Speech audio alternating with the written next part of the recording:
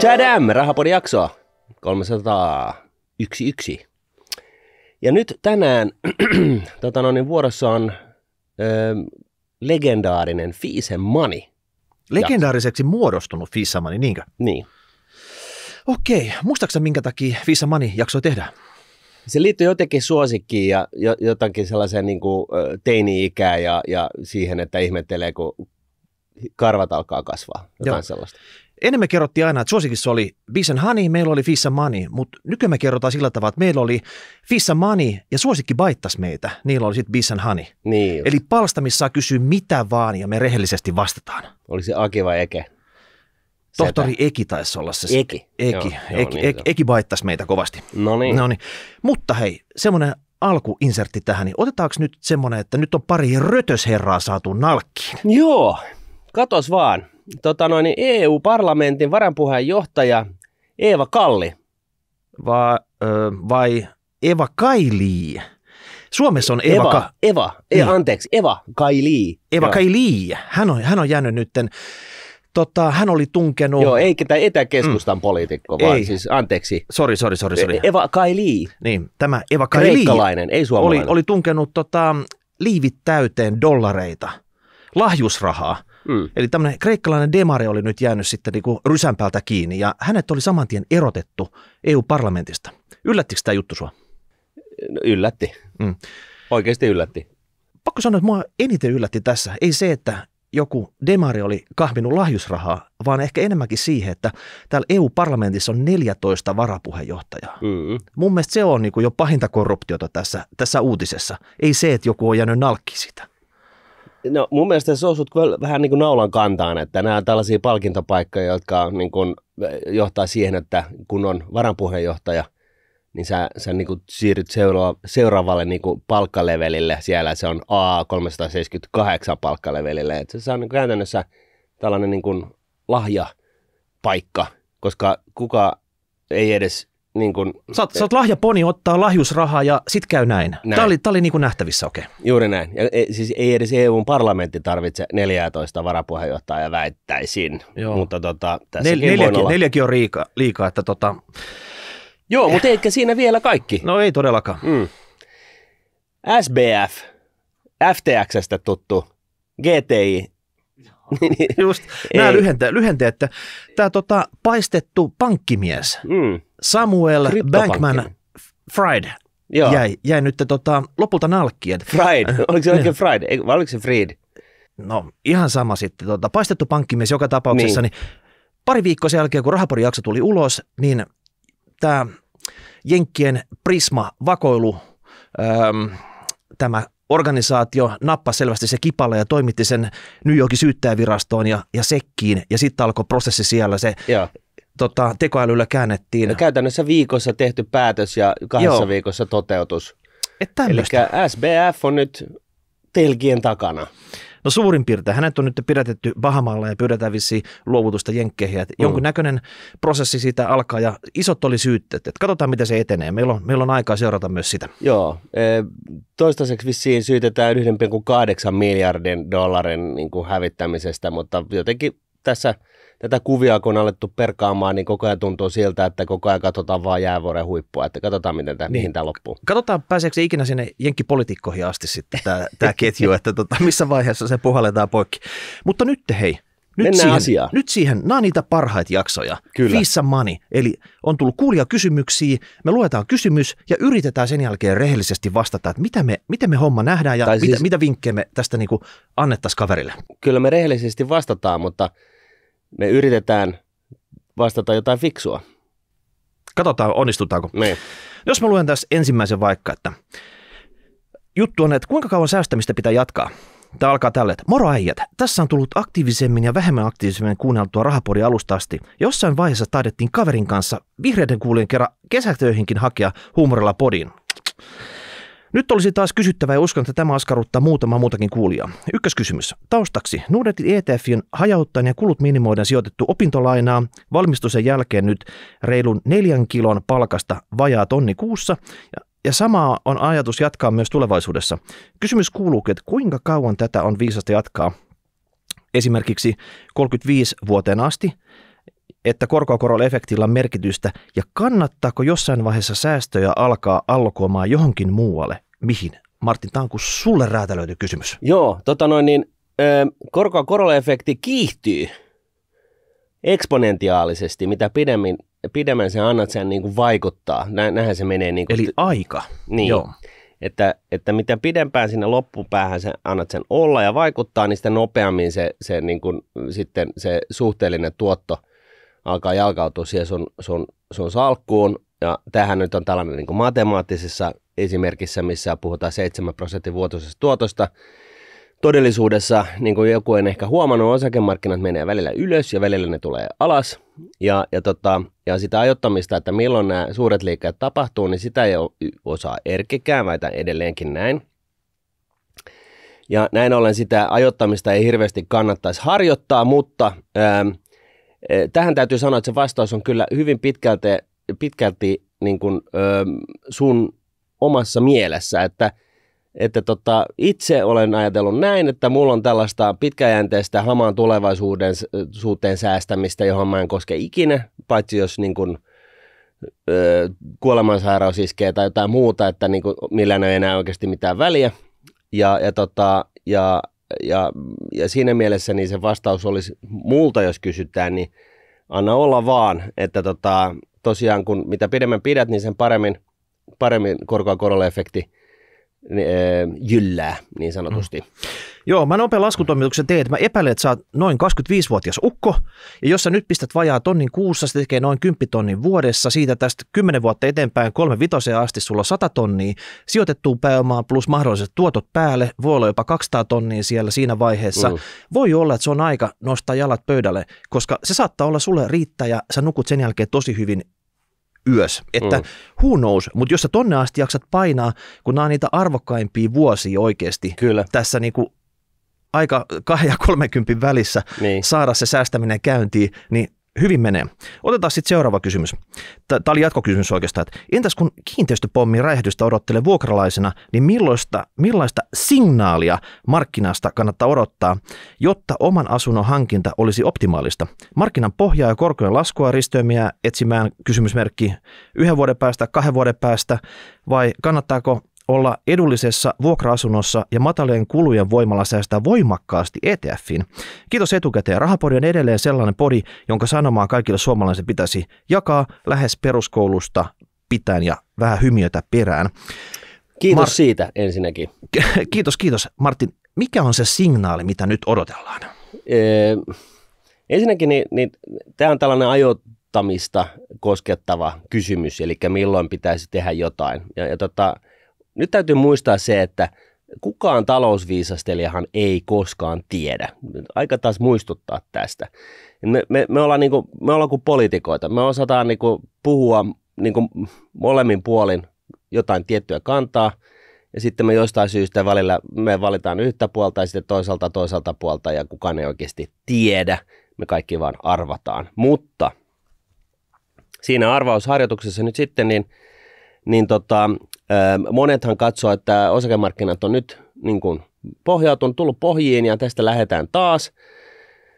Jos puhutaan osakemarkkinoista lyhyesti, niin tämä Buffett-indikaattori on edelleen 160%, kun se IT-kuplan aikana oli 150 siellä huipussa. Eli nyt kun on ollut pörssiromahdus, niin ollaan tultu alas tasolla, joka on korkeampi kuin IT-kuplan huipussa. Eli tämä kupla ei ole missään tapauksessa puhjennut vielä.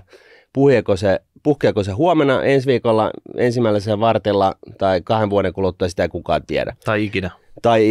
No jossain vaiheessa se kyllä tiedetään, että jossain vaiheessa se kyllä kupla puhkeaa. Ja sitten kun jengi miettii, että viimeisen 14 vuoden aikana, niin nehän on aina ollut tällaisia nopeita palautumisia, niin huomatkaa nyt hyvät ihmiset, että tämä näkymätön käsi nimeltä määrällinen elvytys ja ultralöysä rahapolitiikka, niin sitä ei enää ole. Eletään tiukentavaa rahapolitiikkaa ja määrällinen elvytys on miinusmerkkinen, eli siellä markkinoilta revitään rahaa pois. EKP-tasessa on varallisuutta 28% edestä euroalueen pörssilistattuihin yhtiöiden markkina-arvoon nähden. Ja nyt sitten jos puhutaan tästä taloudesta, niin tämä reaalitalous on todennäköisesti vasta niin kuin hidastumaan päin ja ollaan mahdollisesti tulossa kunnolla tonttiin. Ja nämä korkokulut tulee vasta läpi näinä aikoina ja sähkökustannukset on vasta nousevaan päin ja näin. Ja ensi talvi ei nyt siis tämä päällä oleva talvi, vaan vuoden kuluttua talvi, niin on arvioitu, että se tulee silloin se energiakriisi iskee kunnolla läpi. Kun Saksalla on kaikki kaasuvarastot tyhjät, nyt tähän talveen ne onnistu täyttää niitä venäläisellä kaasulla, mutta nyt kevääseen kun päästään, niin kaikki kaasuvarannot on niin kuin ihan dried up ja näin ollen niin ne pitäisi nyt sitten täyttää tankkereilla ja näin. Eli mä sanoisin, että jos me puoli vuotta sitten sanottiin, että Venäjä puoli vuotta, että katsotaan, niin mun mielestä kyllä enemmänkin näyttää nyt siltä, että tämä talous on hidastumaan päin ja kämppien hinnat on tulossa alas, mutta tämä on puhdas arvaus. Jos sä oot eri mieltä, niin sekin on ihan yhtä hyvä mielipide. Joo, mun kommentti ehkä tähän vielä, että omakotitaloja tai mitä muutakaan kämppi, niitä ostetaan tarpeeseen. Et jos et sä just tiedä oikein, missä sä olet, missä sä tuut olemaan, niin ei sun kannata sitä ostopäätöstä tehdä just tällä hetkellä. Mutta sä halusit jotain signaalia. Ja signaalihan tällä hetkellä lehdet täynnä.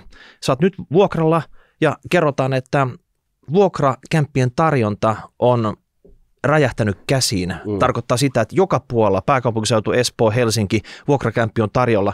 Niin jos haluat nyt vaihtaa vuokrakämppää parempaan ja halvempaan, se on mahdollista. Eli nyt on niin sanotusti ostajan markkinat tällä vuokrapuolella, eli se nyt ainakin kannattaa tehdä sitten, vaikka et mitään muut tee. Tämä ETF-sijoittaminen, se on sulla kondiksessa, se tikittää siinä, niin jatka sitä. Näin, mennään seuraavaan. Nimimerkillä hämmentynyt pessimisti. Ollaanko nyt jo tarpeeksi alhaalla? Mukavaa joulukuun alkua, Martin ja Miika. Kuin myös. Yes.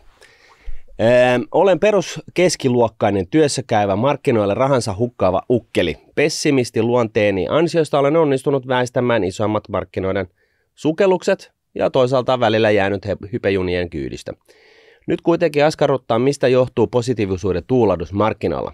Kiinan tilanne on epäselvempi kuin aikoihin. Koronasulut pysäyttäneet tuotannon, ihmiset tyytymättömiä hallintoon, rahat kadonneet asuntomarkkinoilta ja lainojen maksuissa vaikeuksia.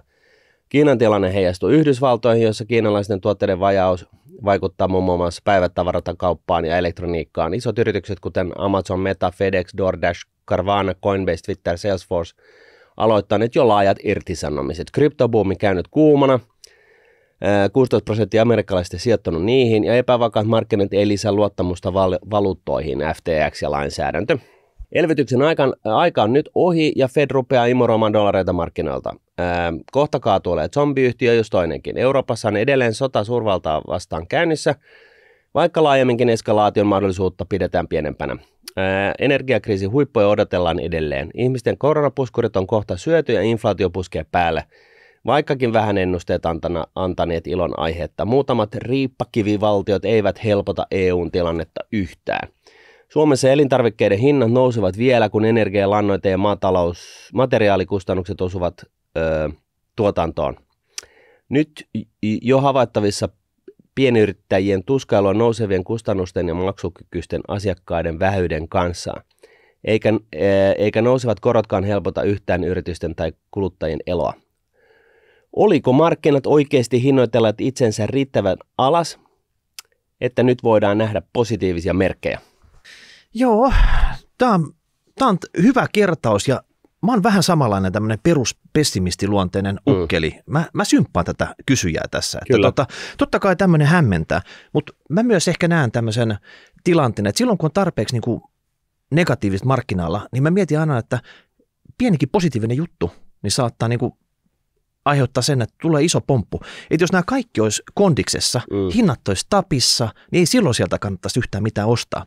Et silloin kun kaikki on tällä tavalla periaatteessa ihan niin kuin mennyt persilleen suoraan sanottuna, niin silloin oikeasti sieltä voi löytää edullisia ostokohteita. Et silloin tämmöinen ukkeli, joka normaalisti hukkaa rahansa sinne, niin jos se vaan uskaltaa mennä sinne markkinalle, niin sieltä se oikeasti voi löytää jotain ihan hyvää. Kaikki kasvuyritysten arvostuksesta tullut ihan tonttiin. Se on totta. Mä olisin ehkä edelleenkin kuitenkin se pessimistisempi meistä kahdesta Ja kysymys kuuluu, että koska me ollaan siellä pohjalla, että totta kai siis se mitä sä sanot, kaikki pitää paikkansa, se pitää nyt paremmin paikkansa kuin vuosi sitten, mutta vuoden kuluttua, niin se voi olla, että se pitää vielä enemmän paikkansa. Ja tämähän on tämä ikuinen ongelma. Tämä on tämä ajoituskysymys, milloin ollaan niin sanotusti pohjalla. Ja kukaan ei tiedä. Mutta mä sanoisin näin, että se mikä on niin kuin, siis se positiivisuutta tällä hetkellä antaa markkinoille on se, että vaikuttaa siltä, että inflaatio Jenkkilässä on niin kuin taittumassa. Ja hiljakseen 7% tultiin, 7,2% on tämä viimeinen luku, tuli tässä pari päivää sitten muistaakseni. Ja se, että mitenkään EU, niin sille ei niin kuin osakemarkkinoiden kannalta niin paljon väliä, koska me ollaan niin kuralla muutenkin täällä, että sille ei niin kuin enää oikein merkitystä niin kuin maailmantalouteen. No joo, ei toikaan pidä paikkansa, mutta se on niin kuin hyvä muistaa se, että mitä tämä inflaation luku ja inflaation kasvu tarkoittaa. Tämä 7% tarkoittaa sitä, että nyt tästä hetkestä vuosi takaperin, niin hinnat on noussut sen 7%. Ja nyt sitten vaikka me todettaisiin, että se jossain vaiheessa se inflaation kasvu on 0, kuvitellaan, että me päästään siihen, niin se kuitenkin tarkoittaa sitä, että hinnat on nousseet sen 10 tai 20%. Eli se tarkoittaa, että ilman palkankorotuksia keskivertokuluttaja on niin kuin 10 tai 5 köyhempi kuin aikaisemmin, mikä tarkoittaa, iskee totta kai siihen suhteelliseen ostovoimaan, mitä kuluttajalla on. Eli ostetaan vähemmän. Niin, koska ei ole se raha, minkä saat palkaksi, niin se ei riitä enää yhtä suureen suhteelliseen kulutukseen. Ja sen lisäksi, niin kuin tässä mainittiin, niin nämä koronapuskurit on syötty ja tiedetään, että sekä Euroopassa että Jenkkilässä niin ihan tilastollisesti niin ostovoima niin kuin dyykkaa. Et siis me ei olla nähty sitten 70-luvun tällaista ostovoimaa hupenemista. Että tämä niin kuin, jos niin kuin jossain aikaisemmassa jaksossa pari kappaletta takaperin niin todettiin, niin tämä, jos niitä merkkiä etsii, niin kannattaa tuijottaa tällaista niin kuin ostovoiman kehitystä ja seurata sitä. Ja jos se jotenkin niin kuin se dyykkaaminen loppuu, näyttäisi jotain elpymisen merkkejä, niin siinä se voisi olla jonkunasteinen pohja. Mutta tällä hetkellä me ollaan niin kuin vapaassa pudotuksessa ainakin kaavioiden perusteella. Joo, tuo Kiina vaikuttaa paljon ja se on muuttunut semmoisesta globalisaatiomallioppilaasta nyt tämmöiseen totalitaariseen suuntaan ja kukaan ei tiedä mitä se tarkoittaa, mutta se tarkoittaa myös sitä, että sieltä kotiutetaan rahoja pois ja se voi oikeasti olla iso vaikutus sitten tähän kokonaiskuvaan. Mutta ne oli nyt ehkä semmoiset päähuomiot tässä, että synkältä näyttää, mutta täytyy yrittää hakea niitä positiivisia pilkahduksia sieltä. Itse asiassa niin mua on ihmetyttänyt suuresti se, kun ihmiset on sitä mieltä, että kun on synkkää jaksoa, koska siis maailma on niin, miten on, ja jos sä niin kuin tavallaan tiedostat, miten maailma on, niin sähän voit lainausmerkeissä pelata sitä tilannetta omaksi hyödyksi. Esimerkiksi alentamalla erinäisiä juoksevia kuluja, varautumalla tulevaan ja näin poispäin. Et siis sehän on positiivinen asia, eikö?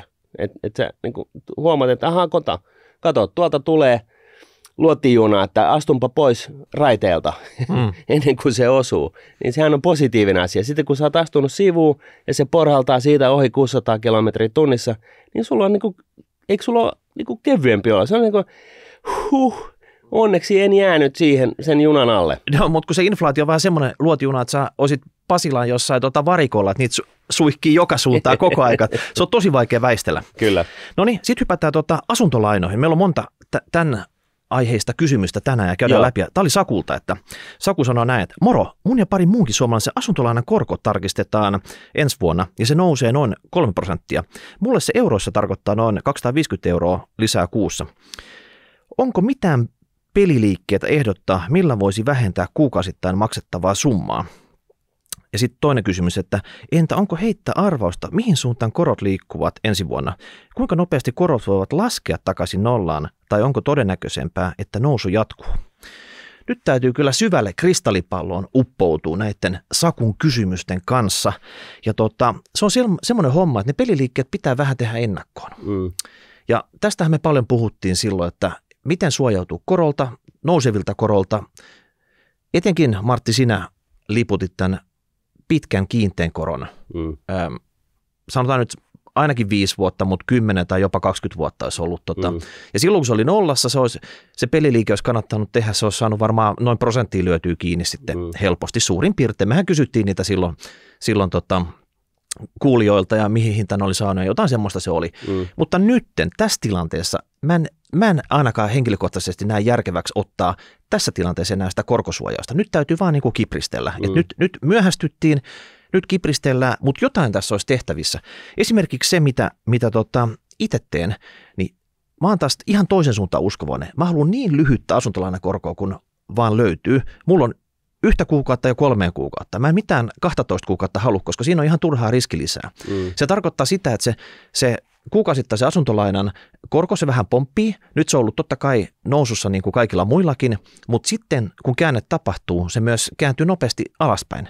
Ja mä en oikeastaan niin kuin ihan joka viikko tutki sitä nyt seuraava erää, että onko siellä tullut niin kuin 5 tai 10 tai 20 lisää siihen edelliseen erään, vaan se on mitä on ja sillä mennään. Mutta pitkässä juoksussa lyhyissä korossa maksetaan vähemmän riskilisää kuin esimerkiksi vuoden Euriborissa. Ihan hyvä vastaus. Mä en usko, että korot vuonna 2023 laskee. Mä luulen, että vaikka inflaatio vähän hilliintyy tässä, niin siltikin on ihan hyvä muistaa, että normimarkkinassa niin Euribor-korot ylittää inflaation. Nyt se on niin kuin ihan toisinpäin, eli onko meillä 7-8% inflaatiotahti päällä yleisesti, ja korko on vasta jossain 3, vaikka se inflaatio rauhoittuu johonkin 5%, niin edelleenkään niin se ei ole niin kuin merkki siitä, että nyt korot lähtee laskemaan, vaan tyypillisesti lainottaja haluaa reaalituottoa sille, että sille sopimukselle, että enpä kuluta tänään, vaan lainaan ne rahat jollekin toiselle, niin että mä saan reaalituottoa. Et siinä mielessä mä en nyt lähtisi niin kuin odottamaan sitä koron laskua. Ja sitten yhtä hyvin niin sitä voi sitten miettiä, että jos ei se maksa lisää, aina se kuitenkin jonkun verran maksaa lisää, mutta jos se käytännössä, jos saa pankilta nyt jonkun sellaisen, että se ei ainakaan mene yli 5% se korko, niin jos sellaisen saa niin kuin käytännössä ilmaiseksi, niin fine.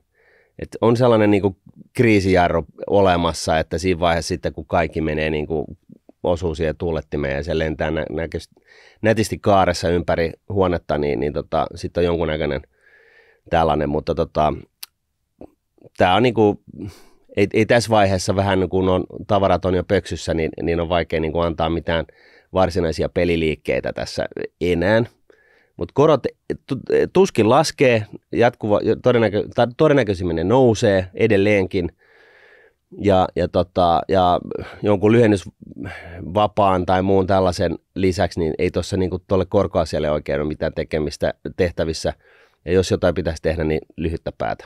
Joo, katsottiin vähän noita korkokäyriä, niin esimerkiksi tämä 12 kuukauden Euribor, niin se on, sanotaan nyt, että se on ollut viimeiset 3 kuukautta aika samoissa tuossa, että vaikka esimerkiksi tämä jakso tulee torstaina ulos, niin saattaa EKP tehdä jonkun korkopäätöksen tässä joulukuussa, saattaa nostaa ohjauskorkoa, mutta se ei välttämättä enää hirveästi vaikuta näihin markkinakorkoihin. Voi vaikuttaa pikkusen, mutta se on ollut aika stabiili tämä pitkäpää jonkin aikaa jo tässä. Ja seuraava korkopäätös oli muistaakseni helmikuussa, mitä ne mahdollisesti tekee. Ja on vissiin indikoitu, että EKP nostaisi näitä ohjauskorkoa, yrittäisi tappaa sitä inflaatiota, mutta se ei, ohjauskorko ja tämä markkinakorot, ne ei ole täysin synkassa. Tällä hetkellä 1 kuukauden Euribor on noin 1,6 ja 3 kuukauden on pikkusen yli 2 tällä hetkellä ja 12 kuukautta oli noin 2,9. Eli niin, siis se markkinakorko reagoi siihen, että mikä on se markkinoiden odotus siitä, mitä Fed tai EKP tekee, ja jos siihen tulee jotain yllätyksiä suuntaan tai toiseen, niin se markkinakorko reagoi siihen nähden. Se ei reagoi siihen nähden, että nyt EKP nostaa ohjauskorko, niin sitten markkinakorko nousee taas, vaan se reagoi siihen niin kuin näkymättömään markkinoiden konsensukseen siitä, että mitä ne luulee tai että EKP tekee. Ja sitten jos EKP tekee jotain enemmän, sitten markkinakorko nousee, jos EKP tekee jotain laimeampaa, niin sitten markkinakorko laskee. No viimeiset 10 vuotta EKPn johtokuntalaiset on ollut tämmöisiä elvyttäviä nössöjä, niin siellä on yleensä tehty vähemmän kuin olisi pitänyt, niin milloin niistä tulee semmoisia kireitä haukkoja, jotka oikeasti isosti nostaisi ja yrittäisi tehdä, niin ei tule nyt tapahtua sitten. Mä uskon, että mitään semmoista ainakaan niin kuin isompaa yllätystä ei tulossa, ja markkinakorot tällä hetkellä vähän niin kuin indikoi, mikä on se homman nimi. Mä oon eri mieltä, mutta tämä on arvailun suola. Me voidaan olla eri mieltä, mutta näin ollen niin Rahapodi on ainakin oikeassa, koska tässä esitettiin molemmat kannat. Niin siis se jompikumpi meistä pääsee sitten viisastelemaan. Kruuna ja klaava. Joo. Sitten hei, tähän samaan kohtaan tämmöinen pikku ekstra. Meillä oli jakso 283, se oli tuossa huhtikuussa. Me kerrottiin silloin, että pääministeri Sanna Marin oli hankkinut toisen asunnon Helsingistä. Ja tai itse asiassa me kerrottiin, mutta tämä Rahapodin paparazzi-osasto oli Seiska.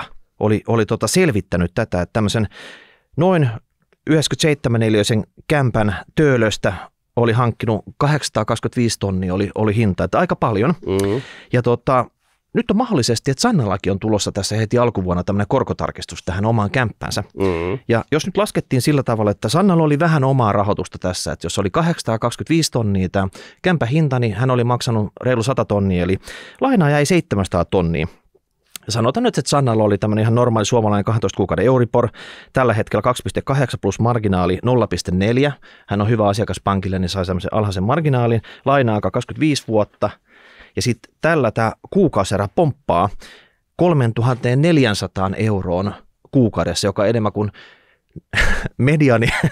mediani suomalaisen bruttopalkka, mutta ei mennä niinku siihen, mutta Sanna mahdollisesti oli... Mutta siis niin korkokustannus kuukaudessa nousee 3400 euroa. Eikö se on se koko erä sitten, tasaerä lyhennyksellä, että siinä on niin kuin lyhennys ja korot mukana. Okay, mutta tätä nousua, että jos Sanna olisi vaikka vuosi aikaisemmin maksanut pelkkää marginaali 0,4 tästä samasta, niin tulee melkein tonni. Eli kyllä Sannakin joutuu nyt vähän niistä aamiaiskustannuksistaan leikkaamaan ja laittaa kättä syvälle taskuun ja raapea. Niin, mutta nämä on tämmöisiä pieniä laskelmia, mutta eihän me nyt tasan tarkkaan tiedetä, kuinka paljon Sannalta asuntolainaa on, mutta yleensä poliitikot, niin loppupeleissä ne on aika köyhiä. Mä en tiedä, mihin ne saa ne rahansa menemään, mutta No siis ensinnäkin niin kansanedustajan palkka on 6,5 tonnia, joka tarkoittaa sitä, että jos sinä ja minä lähdettäisiin politiikkaan, niin me jouduttaisiin ottaa sellainen niin kuin 50% palkkaleikkaus siitä hyvästä. Että... No sehän tarkoittaa, että Sannalla ensi vuonna oppositiossa menee koko nettopalkka tuohon kämpän lyhennyksiin. No kyllä se vähän niin on. Mutta siis kuitenkin tonni lisää kuukausittaista kulua, koska korot nousi. Noniin. Tästä on puhuttu Rahapodissa jo pari vuotta ja nyt se valitettavasti sitten oltiin sen osalta oikeassa. Mutta mennään seuraavaan. Juho kysyy tällaista otsikolta omakotitalon osto nyt kysymysmerkki. Paljon tällaista ajoittamiskyssäriä. On. Moi, olen kuunnellut Rahapodia jo reilusti yli vuoden ja saanut teiltä paljon hyviä vinkkejä talonpitoon. Kiitos niistä. Olen tällä hetkellä 18-vuotias ja käynyt töissä oppisopimuksella jo 16-vuotiaasta asti. ASP-tilille olen säästänyt nyt vuoden verran ja muutin juuri vuokralle omakotitaloon. Talo on myös myynnissä ja nyt parin kuukauden asumisen jälkeen tekisi kauheasti mieli ostaa tämä asunto. ASP-tilini säästötavoite on kuitenkin vasta vuoden päässä. Ilmeisesti on kuitenkin mahdollista saada niin sanottua väliaikarahoitusta ja ostaa talo vaikka heti. Vuokranantajan kanssa juttelin ja sovimme alustavasti jo hinnasta, sain tingittyä 10 000 hinnasta pois. Nyt kuitenkin mietityttää, kannattaako tässä maailmantilanteessa iskeä kiinni ja ostaa asunto. Ja vieläpä Keski-Suomesta. Mitä suosittelet ja miten itse toimisit tässä tilanteessa? Jos päätän ottaa lainan ja ostaa asunnon, kannattaako sijoittaa korkokattoon tai muuhun vastaavan korkosuojaukseen? No tähän viimeiseen kysymykseen me tavallaan jo vastattiin, mutta mä sanoisin nyt ihan selkeästi näin, että nyt vaan jäitä hattuun. Et mä luulen, että oikeasti jäitä hattu vai housuihin? Ja housuihin ja vaikka minne. Tai no ei välttämättä housuihin, että jotain kivaa pitää olla, mutta mä laittaisin nyt ottaisin ihan iisisti. Mä tiedän tasan tarkkaan, miltä toi tuntuu, että sä oot päässyt muuttamaan uuteen hienoon omakotitaloon. Sä oot lähtenyt peräkammarista omakotitaloon. Niin, ja se on siisti, sä haluaisit saada sellaista vakautta sun elämään ja sellaista fiilistä, että hei, että mä oon jo nyt saavuttanut jotain ja tää on niinku mun miinus niinku pankin lainat ja näin. Mutta ihan vilpittömästi mä luulen, että nyt tämä on niinku siis arvaus ja tämä on vaan mun arvaus ja mä voin olla pielessä, mutta mä luulen, että venään 6 kuukautta ja katsotaan sitten. 6 kuukautta sitten sanottiin, että venataan 6 kuukautta tähän hetkeen ja nyt tuntuu kyllä edelleenkin siltä, että nyt vasta tämä asuntomarkkina on lähtevässä murenevaan alta. Eli siinä mielessä niin venään 6 kuukautta, se on mun suositus. Joo. Mä fiilaan tätä, että Juha, sulla on periaatteessa, sä näet, että hommat on niinku reilassa, sä oot ollut töissä oppisopimukselle, joo, tuntuu kivalta, tämä on varmaan kiva sellainen bilekämppä, kaverit käy sit siellä, niin kuin, että hei, taisi kiva olla oma, mutta nyt esimerkiksi tänä talvena sähkön hinnat ja kaikki. Ja toinen juttu, niin mä vähän vierastan tämmöisiä frendikauppoja. Tarkoittaa sitä, että kun sä normaalisti ostat kaupan, vaikka omakotitalo jostain, siinä on kuntotarkastukset ja kaikki tehty sitten. Sä voit niinku tutustua, että mikä tämä on. Ja sitten niinku sen perusteella neuvotellaan siitä. Nyt on vähän niin kuin sumplittu, että joo, täällä on joku hinta. Kaveri, joka tietää paljon paremmin sitä kämppien hinnoista, se myyjä, sanoo nyt, että okei, pikkualennus 10 000. Se voi olla, että se niinku pyyntikin oli viritetty, tai mikä oli, oliko täällä edes mitään pyyntiä, onko tässä niinku myynnissä tämä kämppä, oliko imaginäärisesti mukaan nyt todettu 10 000 pois, että se ostaessa tuntuisi hyvältä. Et nyt rupeat seuraa kämppien hintoja siellä seudulla, missä sä oot, ja sitten niinku, kuten sanoit tässä, niin pistät niitä jäitä joka puolelle ja odotat hetki aikaa. Ja käyt kauhaamassa niin, lunta pihasta. Niin sekin vielä tässä lumikaauksessa, niin miltä se loppupeleissä tuntuu, että ei ole hätä, että sullakin nämä duunikuviot voi monesti vaihtua ja sanotaan, että jos omakotitalossa asut, niin sulla on todennäköisesti autokin ja sitten nämä talven sähkölaskut ja kaikki muut todennäköisesti, kun se ei välttämättä kuulu ne vuokraan nämä sähkölaskut sun muut tässä, niin ota nyt ihan iisisti. Ei tässä näin kiire sitten kuitenkaan ole. Sä oot 18. Joo, että se minkä sä voit tehdä, niin on se, että sä voit nyt hakea seuraavalle puolelle vuodelle laina, mikä se nyt on? Tarjouksen vai? Tarjouksen pankilta. Lainalupaus. Lainalupaus, joo. Ja niin, että ja pyytää sille niin kuin mahdollisimman pitkää niin kuin voimassaoloaikaa. Ja niin, että sitten jos pankkien taseet alkaa sulaa tässä kevään aikana jäiden mukana, niin sulla on se lainalupaus olemassa. Niin, siinä vaiheessa kun hanat kiristyy, niin sit sä et enää saa semmoista. Niin, siis sen varalle, tosiaan näin. Et sen voi tehdä, mutta se polttelee taskussa sitten se lupaus. No se on totta, mutta sitten on myöskin tämä, mitä me ollaan aikaisemmin sanottu, että jos et asu kasvualueella, paikkakunnalla, niin kannattaa myöskin miettiä sellaista, että hankit sen kämpän kasvualueelta, kasvapaikkakunnalta ja laitat sen vuokralle ja sitten otat ne vuokratuotot sieltä ja rahoitat sillä sitä sun omaa asumista. Et näin niin kuin ainakin teoriassa niin voisi olla ihan hyvä tehdä. Mutta mennään eteenpäin. Jes, otatko sä tämän seuraavan tästä?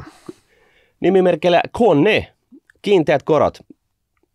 Moi teille, ajattelin kiittää teitä molempia jatkuvasti loistavasta rahapodista. Aloitin sijoittamisen, täällä on paljon nuoria nyt, aloitin sijoittamisen 18-vuotiaana ja nyt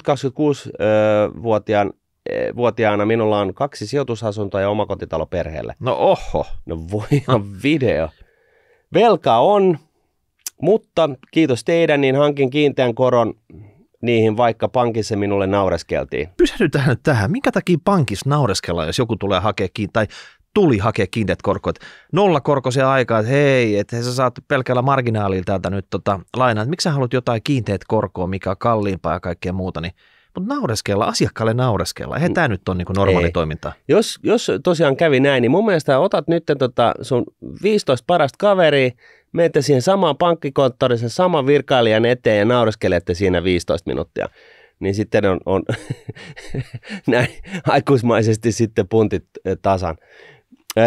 Anyways, nyt on prosentin korkokatto hamaan tulevaisuuteen. Thank you. Ole hyvä.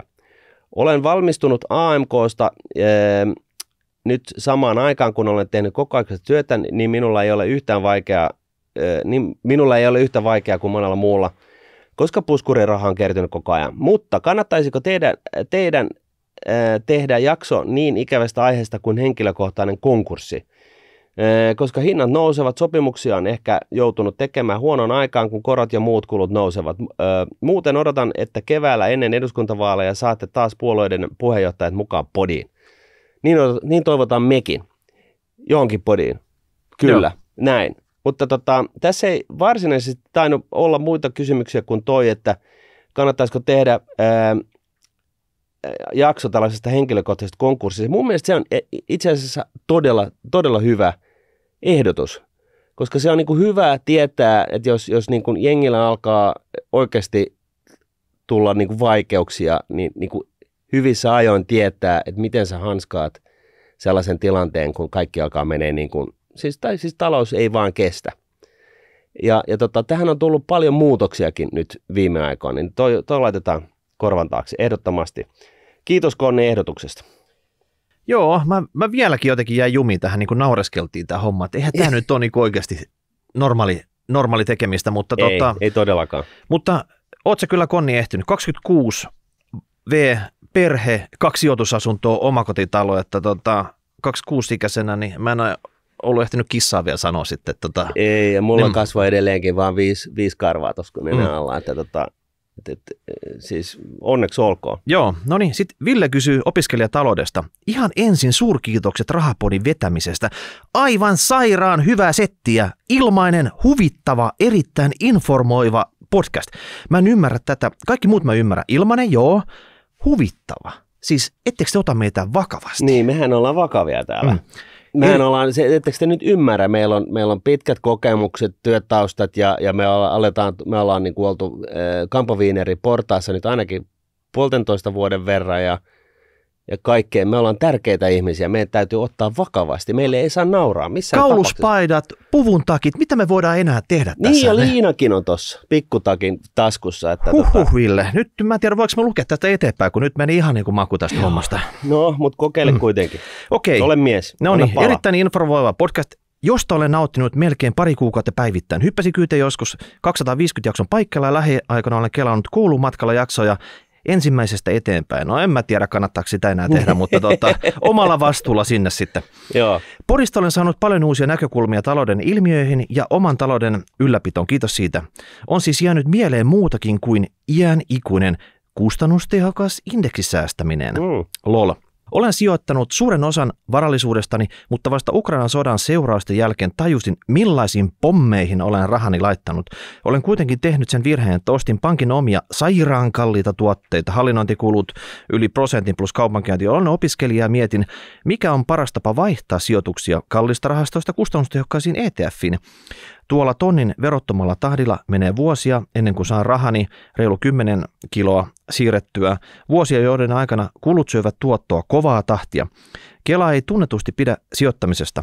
Opintotuki kärsii verotetuista tuloista, mutta asumistukeen vaikuttaa kaikki bruttotulot. Eli jos vaihdan nyt laskusuhdanteessa ja realisoin tappiot, en voi hyödyntää tappioita verotuksessa vasta kun opintojen jälkeen. Muuten lähtee asumistuot. Jos vaihdan sijoitukset taas voitollisena, en saa asumistukia, eli taloudellisesti teen huonon päätöksen. Tällä hetkellä olen tämän vuoden aikana realisoinut reilu tonnin tappiot, joita haluaisin hyödyntää.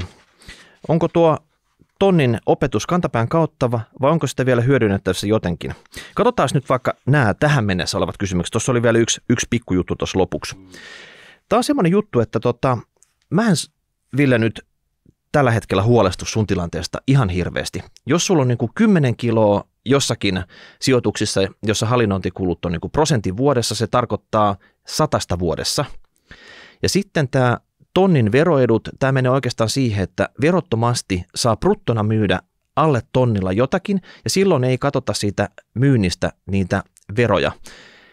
Jokaisen kannattaisi luovutusvoittoveroja, mutta se tarkoittaa kaikkea, mitä sä myyt vuoden aikana. Et siinä menee helposti niin kuin yli, kun sä rupeat niin kuin optimoimaan sitä juttua. Ja silloin se katsotaan ihan normaalisti, että siitä yli tonnin jutusta katsotaan ihan normaalisti verot. Ja sitten kun sä oot vielä opiskelija, niin saattaa mennä just nämä tuet siinä, jos sä teet jotain myyntejä ja bruttomyyntejä vielä. Ja ne tuet on enemmän kuin se huntti. Niin, eli nyt jos puhutaan nyt tonnista ja siinä olisi prosentin kulut, niin se on 10 vuodessa, että se ei ole käytännössä yhtään mitään, se on 1 lounas, Ville. Että nyt nukut rauhallisesti ja mä sanoisin, että sun opiskelijana ei kannata hätiköidä nyt yhtään mitään tämän asian eteen. Että jos sulla nyt tekisit sillä tavalla, että sä liipasisit koko 10 tonnin myyntiin, sieltä katsottaisiin, että okei, kiitos Ville, Kela katsoisi, että kiitos Ville, nyt sä oot niinku myynyt, niin sulla menee monen kuukauden tuet helposti siinä, jos sä teet vielä duuniin samalla, niin sanotaan nyt, että sulla voi tulla vaikka niinku tonnin tuet lähteä ja sun upside olisi joku 100 tai jotain muuta siinä vuodessa, eli hold your horses. Joo. Ei kannata reagoida nyt tämän takia. Kaikki uusi raha vaan halpoihin vaihtoehtoihin. Niin. Nyt sä oot valaistunut tästä eteenpäin. Hei Kamo, sä oot opiskelija, sulla on niinku 100 vuotta aikaa tehdä näitä sijoituksia. Ei tästä niinku ole mikään hengenhätä. Että tuossa vaiheessa niin minä ja Martti varmaan sijoiteltiin opiskelija-aikana niinku keskiviikko torstai-iltaisin jonkinnäköisiä oluisia niitä rahoja. Jos sinä osaat sijoittaa ne fiksusti, niin se on paljon parempi juttu. Ja sitten vielä ehkä sellainen pointti tuohon sun muuten niin kuin täydelliseen listaan niin Villelle, niin mietin näin, että seuraavan vuoden aikana, kun kasaat jostain sukulaisilta ja synttärilahjaksi ja muuta, niin seuraavan 10 tonnia ja sijoitat ne niin kuin ilmaiseksi nolla kustannuksella osakemarkkinoille, niin se tarkoittaa sitä, että sitten sun kokonaiskustannukset tästä sijoittamisesta onkin enää vain puolet. Ja kyllä se siitä alaspäin tulee koko aika. Sitten vielä tämä reilu tonnin tappiot, niin oliko nyt 5 vuotta, niin saat hyödyntäneet. Sulla ei ole niinku edes niiden tappioiden, ne kannattaa hyödyntää, mutta ne säilyy siellä. Verottaja tietää. Sun hetun alla se, että sä voit aina katsella sitten, että siellä on niinku hyödyntämättömiä tappioita, niin sitten käytät joku toinen vuosi ne hyödykset. Että ne on vähän silleen niinku pankissa odottamassa. Sitten oli vielä kysymykset, tai jatkuu, että minulla on myös sijoituksia ostin puolella ja osakesäästötilin puolella. Hyvin osinkoa maksavissa osakkeissa. Jätän kuitenkin ostsäästämisen tauolle nyt opintojen ajaksi, koska osingot lasketaan bruttotuloksi Kelan tukien suhteen. Mikä on näkemyksenne tämän asian suhteen? Onko siinä mitään järkeä? Pitäisikö Kelan säännösten tukea opiskelijaa sijoittamaan sijoitusmuodosta riippumatta? Rahastosäästämiselle ei tarvitse löytyä rangaistuksia. Pakko nyt heti korjata, Ville, tänne, että meidän tietojen mukaan sä voit sijoittaa ihan tasan tarkkaan siellä ostin puolella, ja jos ostiin tulee osinkoja, niin ei Kela ole niistä kiinnostunut.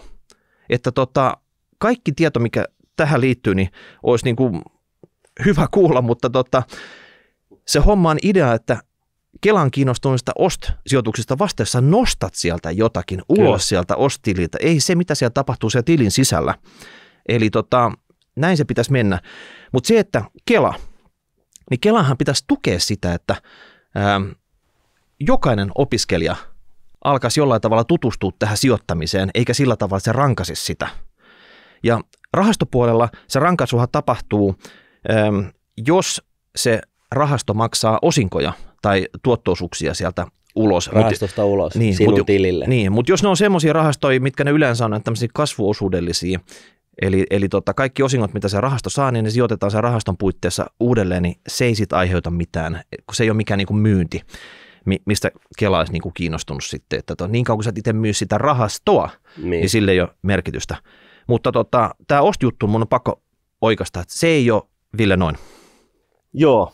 Ja sitten tähän niin kuin tällaisena yleiskommenttina, niin monella on varmaan salkussa miinusmerkkistä vuosituottoa ja näin. Ja nyt sitten niin tässä on tällainen lyhyt, halusin niin kuin vain sparrata siihen, että niin kuin sanottu, osakemarkkinat tulee ylös, osakemarkkinat tulee alas.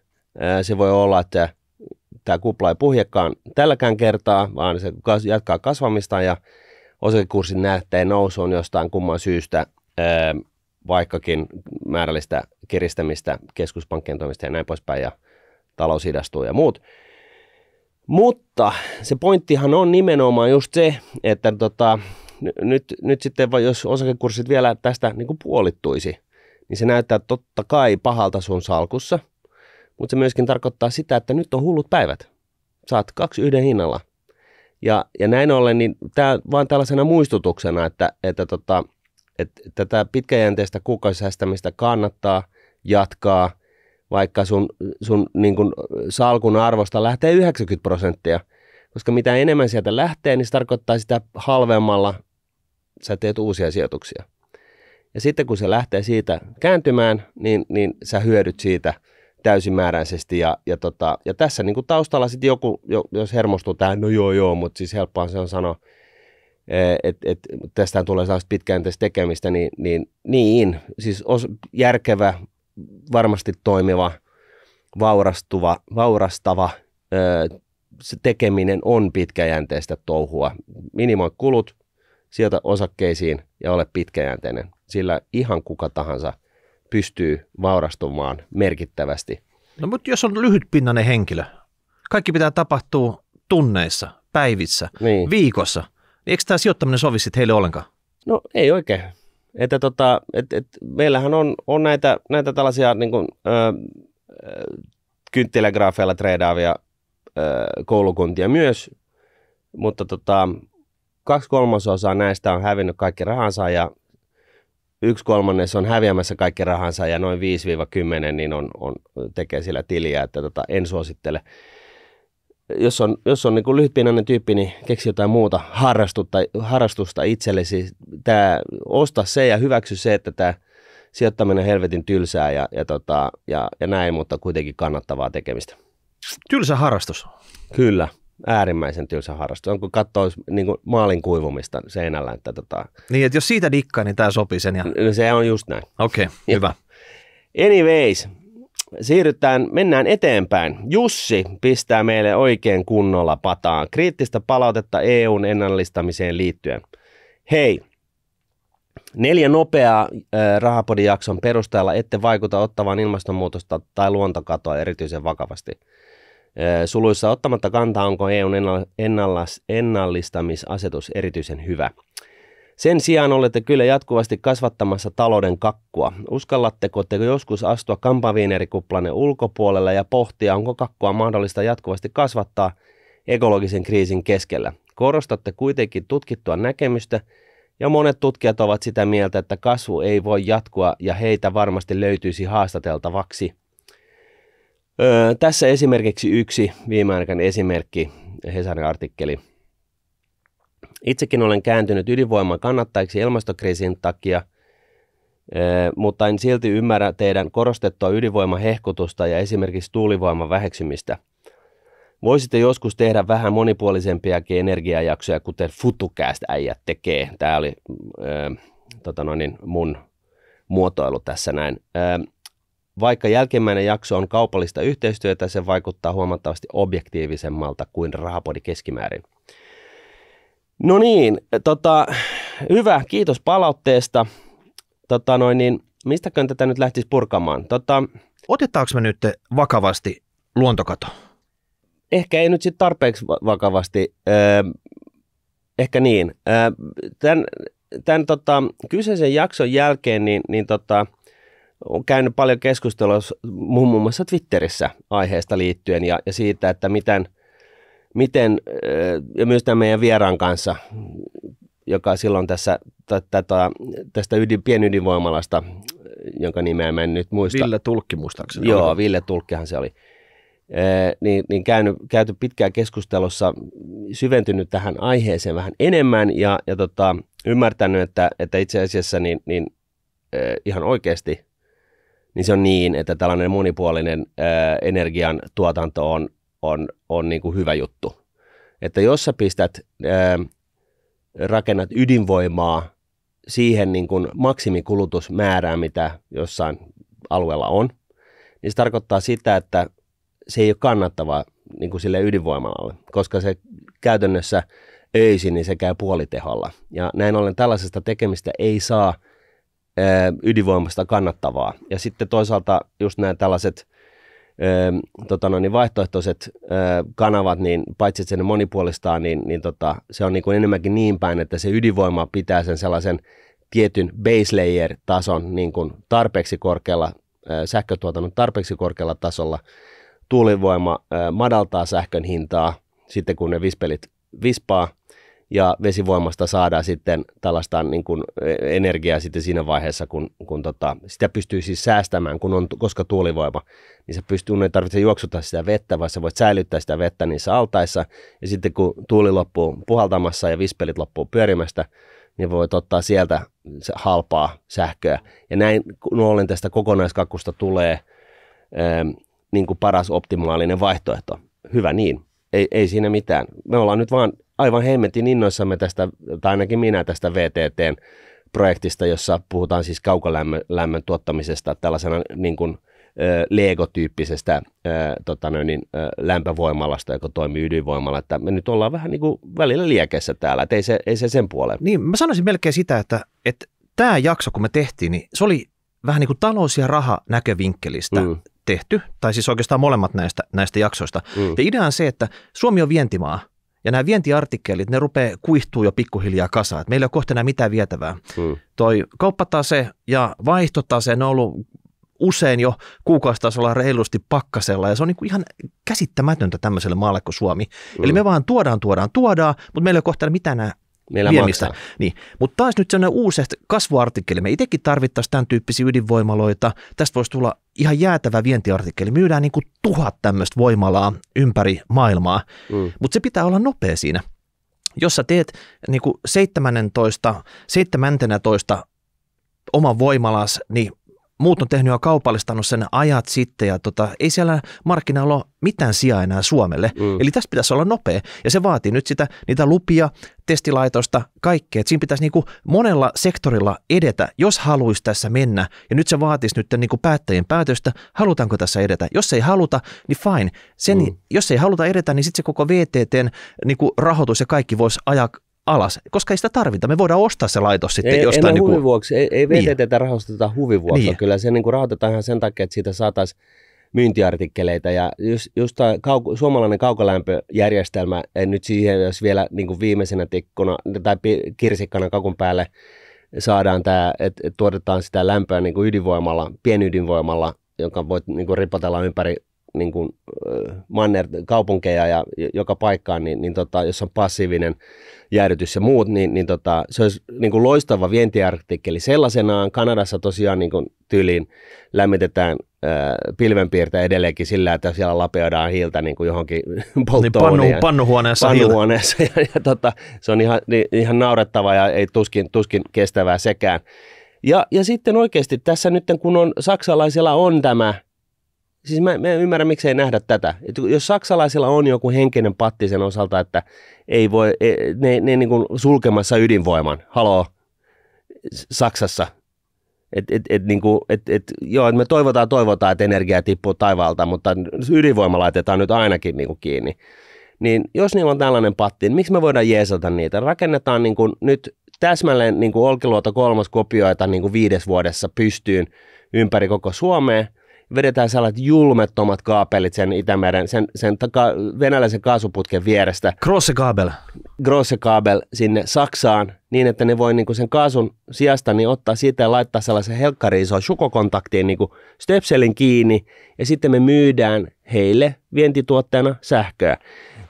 Ymmärrän, että tässä varmasti on kaiken näköisiä haasteita, mutta kun siis ei tätä Suomen tilannetta enää korjauta millään pienillä twiikkauksilla sinne tänne tonne. Nyt pitäisi niin kuin ajatella isosti out of the box. Ja ei voida tehdä miljoonaa asiaa. Pitää päättää, mitä asioita tehdä ja tehdä ne asiat isosti. Tämä on liian pieni maa, että me tehdään vähän jokaista asiaa, tutkitaan jokaista asiaa pikkusen, mutta ei kuitenkaan yritä kaupallistaa oikein mitään sitten siellä. Jos nyt puhutaan vielä nyt vesivoima, tuulivoima ja ydinvoima, niin eniten mä dikkaan siitä vesivoimasta. Mutta meillä on sitä vaan ihan törkeä vähän, ja tuskin tullaan niinku uusia jokia patomaan sillä tavalla, että me tehtäisiin jotain isoja tekoaltaita ja lähdettäisiin sitä kautta tekemään lisää sitä. Jos meillä olisi sitä niin kuin Norjalla on, niin se olisi kaikkein paras tilanne. Siinä on sitä säätömahdollisuuksia, kun Suomen ne käyrät menee sillä tavalla, että se olisi niin kuin ihan vaan niin kuin tämä päivä, yö, talvi, kesä, niin silloin olisi niin kuin paljon tekemistä. Toka paras näistä on loppupeleissä se ydinvoima, ja tämä on mun näkövinkkelistä. Tuulivoima on viimeisen kuun aikana ollut, se on vetänyt ihan täysiä ja ihan nolla teholla, vaikka sitä on niin kuin nimellisesti ihan älyttömästi. pelkästään tuulivoimasta ei ole Suomen niin energiaratkaisuksi. Ei tietenkään, mutta sitä ei kukaan myöskään niin. sano. Mutta sitten vielä tämä kakun kasvattaminen. Kakun kasvattaminen tässä, nämä ilmastokysymykset huomioiden, se on vaikeaa. Ja ei eniten sen takia, että meillä on niin paljon valtionvelkaa kertynyt tässä sitten. Että jos olisi niin kuin 0 valtionvelkaa, niin taisi ehkä semmoinen tilanne, että kaikki panostukset olisi paljon helpompi tässä tilanteessa tehdä. Nyt ei riitä tähän niin kuin normaalin vuosittaiseen julkistalouden ja normitalouden pyörittämiseenkään oikein varoja tässä, niin vaikeaa tämä on. Kyllä. Mä haluaisin tarttua tähän kakun kasvattamiseen ekologisen kriisin keskellä. Mä en ihan ole varma nyt, että voi olla, että mun tulkinta menee pieleen, mutta on paljon tällaisia soraääniä, että nyt sitä kakkua ei voi kasvattaa. Eli taloutta ei voi kasvattaa, koska on ekologinen kriisi. Mä en ihan ymmärrä, että mitä siis tällä niin kuin haetaan, että niin kuin, onko se niin kuin vaihtoehto nyt se, että me suljetaan kaikki yhtiöt, firmat, kaikki tekeminen Suomessa laitetaan säppiin, julkishallinto laitetaan kaikki jengi himaan ja ei tehdä mitään. Downshiftaminen, se on semmoinen oikein valtion tason downshiftaminen. Niin, koska niin kuin siis lähtökohtaisesti tuskin tätä tällä tarkoitetaan, koska siis silloinhan mikään ei enää toimi ja me kuollaan nälkään. Siis tämäkään ei ehkä ole se vaihtoehto. Jos se sitten on se, että suljetaan vaan niin kuin kaikki kaupalliset yritykset, niin ymmärtäkää nyt sitten hyvät ihmiset, että sitten vähän ajan kuluttua loppuu julkisen puolen työpaikatkin. Eli siis jos ei tuoteta lisäarvoa, jolla pystytään myymään asioita maailmalle, niin se sun tutkijapaikka yliopistossa, niin se loppuu olemasta. Sä et saa rahaa. Sä et saa töitä. Mä en tiedä sitä, ajattelit sä mennä metsälle vai millä tavalla sä ajattelit pysyä hengissä? Sä joudut tutkimaan sen jälkeen, työttömyyskortissa on sivuja. Sitä ei ole, sitä sivua. Okei, niin että se on löyty kiinni sitten, koska koko työttömyysvirastokin, niin se on ajettu alas. Ehdottomasti. Siis ymmärtäkää nyt hyvät ihmiset, että tämä ilmastonmuutosasia ja nämä asiat on tärkeitä ja eikä tule edes mitään muttaa tässä, vaan ne on hemmetin tärkeitä. Ja sen takia ja nyt tulee mun oma mielipide, näin, se voi olla väärä ja kaikkea tällaista, mutta koska mä oon toinen Rahapodin juontajista, niin mä saan nyt puhua täällä, niin hyvä. Mä en tiedä sitten kuunteleeko enää kukaan, mutta joka tapauksessa ilmastonmuutos ja muut niin kuin kestävän kehityksen tavoitteet, nämä on äärimmäisen tärkeitä juttuja, nämä ei ole leikin asia, näihin täytyy tarttua. Mutta jos puolet jengistä huutelee tuolla raiteilla sitä, että nyt täytyy vaan lopettaa kakun kasvattaminen ekologisen kriisin keskellä, niin se on niinku argumentti, joka se on niinku, voit periaatteessa sanoa, että hei, nyt kaikkien ihmisten täytyy ampua aivonsa seinälle, koska ekologinen kriisi. Niin mä väitän, että tällä argumentti se ei tule lentämään. Ihmiset ei tule syömään sitä asetta tai luotia. Siis tällainen argumentti on niin puuta heinää, että se tekee enemmänkin hallaa tälle varsinaiselle asialle, ilmastonmuutokselle ja kestävän kehityksen jalkauttamiselle. Lopettakaa se. Ja keskitetään enemmänkin sitä, ihminen on loistava eläin. Me ollaan keksitty periaatteessa päästötön teräs, joka on siis ollut siis pahin mahdollinen saastuttaja. Meillä on hiilineutraali auto olemassa, Volkkari ID4. Näitä tulee todennäköisesti 5 vuoden sisään, niin näitä tulee olemaan niin kuin varmaan puolet autosta, joita myydään, niin ne on niin kuin jonkun kolmannen osapuolen mielestä hiilineutraaleita ja muuta tällaista. Siis tämä meidän ihminenhän on niin kuin siinä mielessä niin kuin fantastinen eläin, että mehän kyllä keksitään keinoja. Se iso ongelma, mikä on ollut tähän mennessä viimeisen 100 vuoden aikana, se, että me ei olla välitetty tästä saastuttamista tuon taivaallista. Me oltaan vedetty vaan tallapohjassa kaikki ympäristöhaitat, toisin sanoen kustannukset palveluista, tuotteista, energiasta, kaikesta tällaista, niin se on niin kuin ulkoistettu kaikille meille niin kuin tänään elossa oleville. Eli siis siitä haitasta ei olla otettua maksua. Ja jotta markkinatalous saadaan ohjautuvaan niin kuin parempaan tekemiseen, Eli toisin sanoen siihen, että kaikki palvelut ja kaikki tuotteet on jatkossa niin kuin, siis hiilidioksidineutraaleita tai kestäviä tai mitä ikinä, niin palveluiden ja tuotteiden hintoihin pitää lisätä se kustannus siitä, niin kuin, mitä se kyseisen palvelun tai tuotteen synnyttää haittaa ympäristölle. Eli se ympäristöhaitta pitää sisällyttää kustannuksena siihen tuotteeseen. Ja se ohjaa sitä kysyntää. Ja silloin se tarkoittaa sitä, että se palikka, se palvelu tai mikä ikinä, lentäminen tai mikä ikinä, niin siitä tulee niin kuin, kalliimpaa. Ja sitten kun siitä tulee kalliimpaa, niin ihmiset, jengi, niin kuin yritysmaailma alkaa funtsia, että okei, tähän on nyt tämä tilanne. Lentäminen Helsingistä Tukholmaan maksaa nykyään 1 000 €, jengille on varaa. Mitä me keksitään? Ja sitten siihen keksitään, kato perhana, me keksittiin siihen sähköpotkurikone tai mikä ikinä. Mikä se ratkaisu onkaan? Ei mulla niitä nyt kaikkia vastauksia tässä ei nyt. Mutta siis tätä kautta me pystytään vaikuttaa siihen, että ekologinen kriisi saadaan oikaistua. Ja tähänkin täytyy sitten sanoa tällainen yksinkertaistamalla, niin tiedätkö Miikka, mistä 70% hiilidioksidipäästöistä juontuu?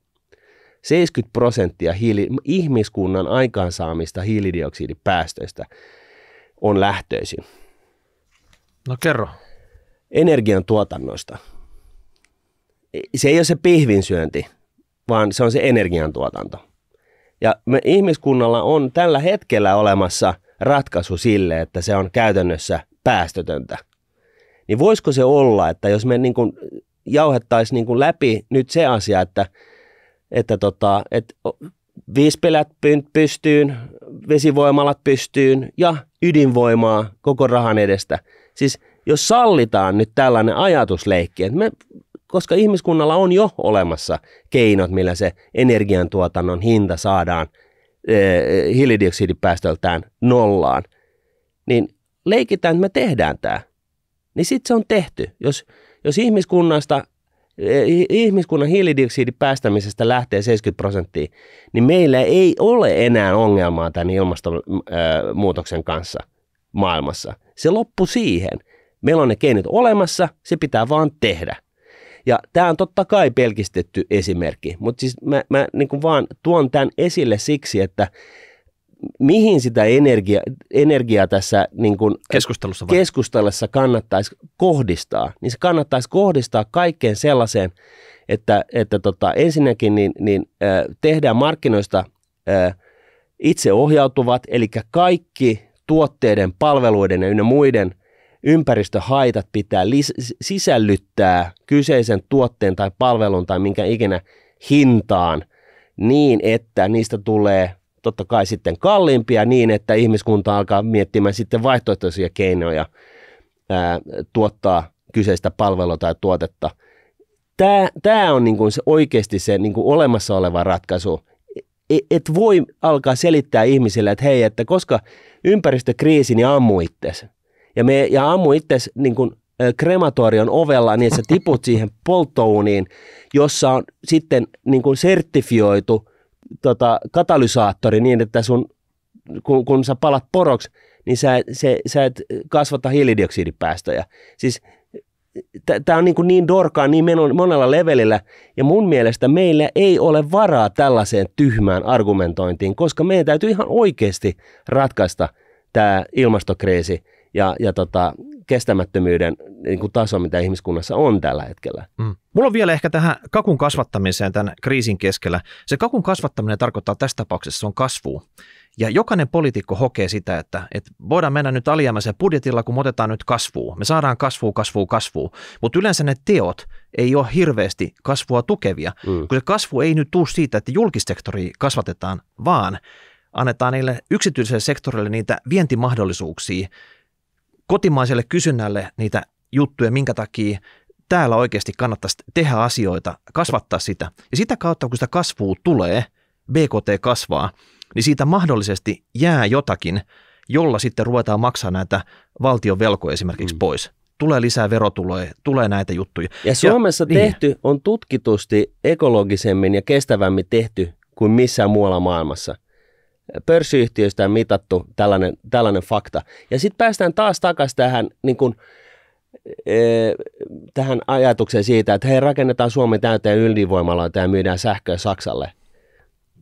Suomen talous muuten kasvaisi, me tuotetaan vihreätä sähköä niin kuin yhteen maailman saastuttavimpaan talouteen, Saksaan, myytäisiin sitä sinne, ne voisi sammuttaa ne niin kuin kivihiilivoimalansa ja kaikki olisi niin kuin hanky-dory. Siis taloutta, ja tässä päästään itse asiassa vielä yhteen pointtiin. Se, että talous kasvaa sillä tavalla, kun se on kasvanut viimeiset 100 vuotta, se on niin kuin game over. Se ei enää onnistu.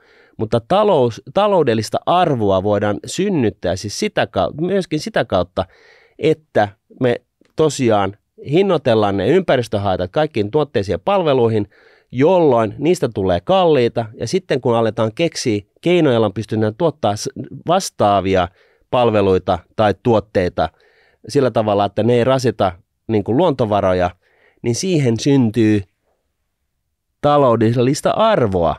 Ja näin ollen se on niin kuin, kannattavaa lähteä tuottaa sellaista taloudellista arvoa, joka itse asiassa käy käsi kädessä sen kanssa, että keksitään niin kuin, kestävämpiä vaihtoehtoja.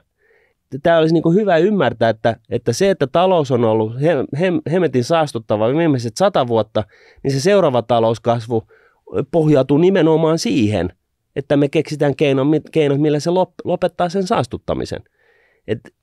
Tämä on yksinkertaistettua, mutta siis saatko sä nyt kopin? Mä yritän saada tästä koppia kyllä, että näin se pitäisi just tehdä. No hyvä. Mutta sitten vielä viimeinen kaneetti, mikä tässä oli, että tämä joku kaupallinen yhteistyöjakso jossain muualla, se vaikuttaa huomattavasti objektiivisemmalta kuin Rahapodin keskimäärin. Onko me luvattu jossain, että me ollaan täysin objektiivisia? Me ollaan 2 kaveria, jolla on tietty taloudellinen rahafokus tässä hommassa, ja aika pitkälti tämä keskustelu, tämä on mielipiteitä. Ollaanko me luvattu, että me ollaan täysin objektiivisia? No, ei kai me varsinaisesti olla sitä luvattu, vaikka me siis kovasti siihen totta kai pyritään, mutta eihän me olla niin kuin luvattu sitä, että me oltaisiin aina oikeassa. Niin. Onko meillä liivi yhtä täynnä lahjusrahaa kuin Eva Kaililla? No ei. Että nälkäpalkalla tätäkin väännetään. Jussi, yritä kestää mukana, että joko sä dikkaat meistä, tai sä vihat meitä, mutta sä tulet kuitenkin kuuntelemaan meitä, eikö niin? Joo, ja sinänsä niin Jussin ehdotuksesta voidaan ihan hyvin ottaa koppi. Katsotaan, jos saadaan Maria Pantsar tänne Sitralta tai joku muu. Saa muuten laittaa nyt ehdotuksia siitä, että kuka on se paras, olisi se paras, siis Suomen paras Rahapodin vieras tätä aihetta käsittelemään. Jees, eiköhän me olla tämän kerran Fissa Money käyty nyt läpi. Oli paljon positiivista, oli paljon kysymyksiä, tuli kritiikkiikin, kaikki on nyt paketoitu. Kiitos siitä, laittakaa lisää palautetta meille rahapodi@nordnet.fi, kommentoikaa tubessa, laittakaa hashtagillä Twitteriin jotain kiperää. Älkää laittako savumerkkejä enää, koska me on tajuttu, että niissä on hiilidioksidia. Okei, jotain itumerkkejä voi lähettää, ne on silleen paljon ekologisempia. Joo, tehdään näin. No niin, ensi viikkoon. Moi moi.